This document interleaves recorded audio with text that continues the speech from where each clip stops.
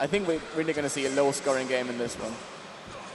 Here we go then, final map of quarterfinal number 3 here at the Intel Extreme Masters Global Challenge at Gamescom, and it's Rafa versus Spartie. Winner takes all from this map, and look at Spartie pushing in, and that's the spawn we've seen, I think, almost every Blood Run game in this tournament, which is that lower corridor. We usually see, of course, that LG player come out on top, and this time he actually has, and it was Rafa that did it, but it's actually an impressive there for Spartie, 2 rails in a row.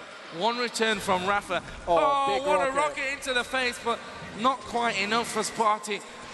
And Rafa will take the early advantage. It's 1-0, 30 seconds to go. Here could be the conversion, but Rafa taking a ton of damage with the plasma. And luckily for Spartie, he actually landed on top of the 50 health from one of those rockets. But the spawn was great for Rafa. He got in on the mega health. Yeah, that was so big play by Spartie to actually predict that Rafa is going to push aggressively into that room and catch him off with the plasma again.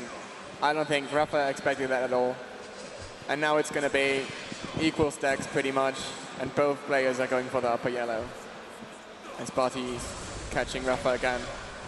Here we go, Rafa with the LG, Spartie with the rocket launcher. It's Rafa's positioning there that's won in that fight. I mean, Spartie basically firing uphill with the rocket launcher was never going to be able to withstand the pressure that that LG was putting on him, and that's a great rocket move by Rafa. And Spartie's back for Rafa. Right now, we have that lower yellow picked up by Spartie. And that's obviously the plan to get back in here on Blood Run. Keep a hold of those yellow armors until you're in a position to fight for either the red or the mega. And at the moment, Rafa is almost up at that double stack, if you like, at 200. He's actually losing health and armor here, and comes a push from Spartie. Great LG. Rafa going out of range. Both players hit the rail, and I think that Spartie, he's got the position now down onto this mega health, and the rockets come in, and it's just before Rafa's able to pick up that mega, and now Spartie will feel the blood coursing through his veins. He knows that he can push now and move this one back towards a tied game. And I think if Rafa watches this demo later, if he's about to lose this map, Spartie was on 1 HP after that fight, on 1 HP, and he got 125 and pushed in on that mega, and his rockets were perfect. You're going to kick yourself if you lose this map now. Right now, Spartie down low. Mega health about to come up in just a couple of seconds. It will be collected by Spartie. Rafa nowhere to be seen, and he knows that he can't challenge for that one.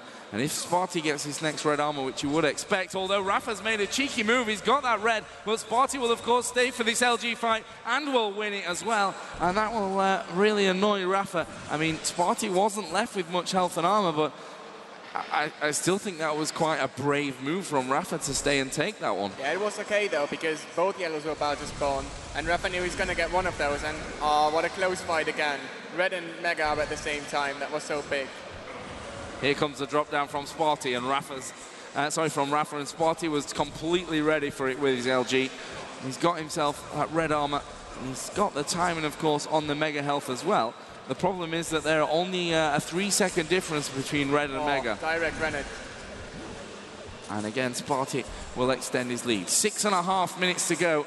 Like I said, those 3 seconds between will probably be enough if Spartie's there for the red armor right on time. And we've actually got Rafa in a challenging position.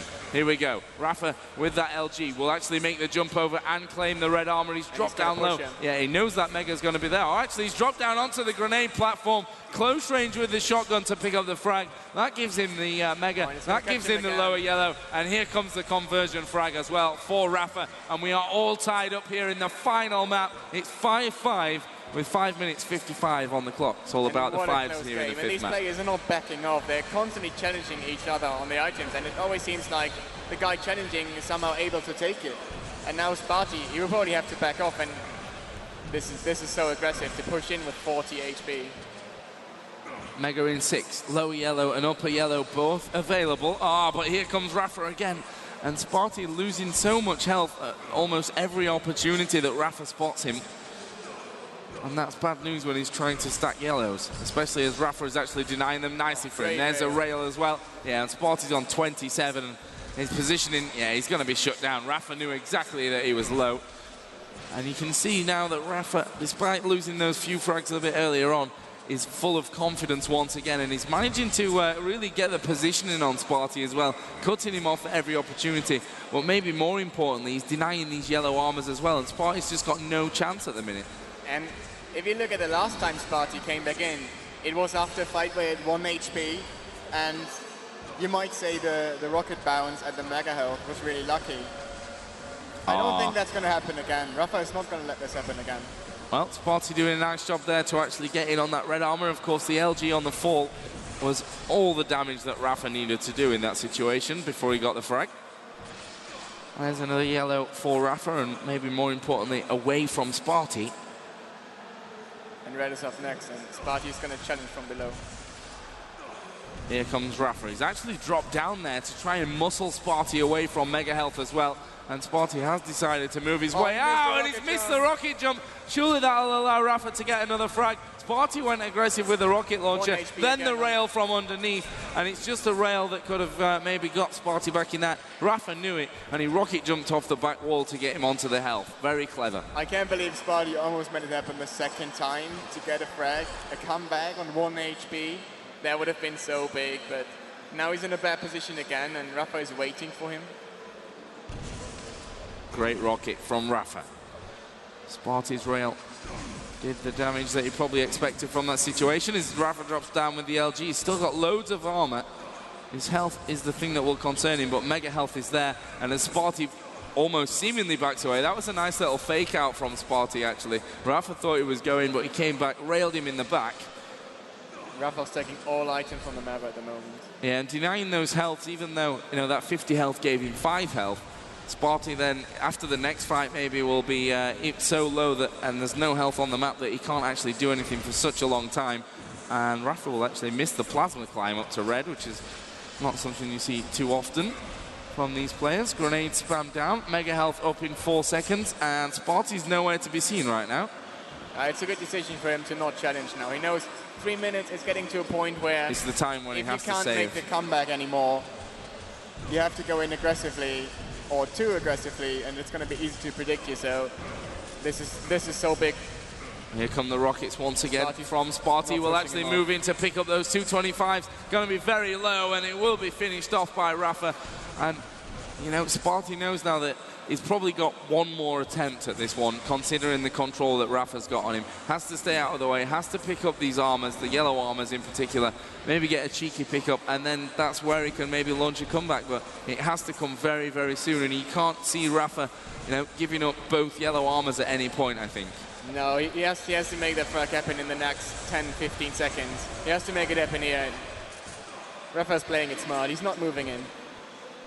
He's just taking away every single item on the map, not allowing Spartie to get anything to make this comeback happen. Upper yellow is the next one for Rafa.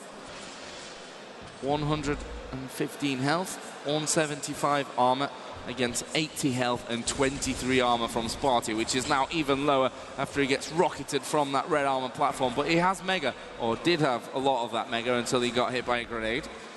But this is really the only chance. That yellow armor's there, he can't drop because of the LG. The rail is pretty much the only thing that would save him. He does hit the rail, but Rafa knows how low he is. Finishes off with the shotgun, and surely Rafa has done enough at 13 frags to 5, 1 minute 20 on the clock. Yeah, this is not possible anymore, and what a play by Rafa if you think about it. 2 maps behind, taking up 3 in a row, same as on global finals against a player like Spartie, who really, he played so well on the first 2 maps. Rafa didn't even have a real chance to beat him there. And then he pushed back with a 19-0 on DM13. And now he's winning the last map 14-5 at the moment at 1 minute left. And I really think that the map choice here and the order that we played the maps really favored Rafa in terms that he probably knew that DM13 Battleforge were going to be quite safe maps for him. Yeah. But also T7 and Aero Walk were maps where he could have actually won, had things been a little bit different, and Spartie wasn't hitting twice as much railgun as him.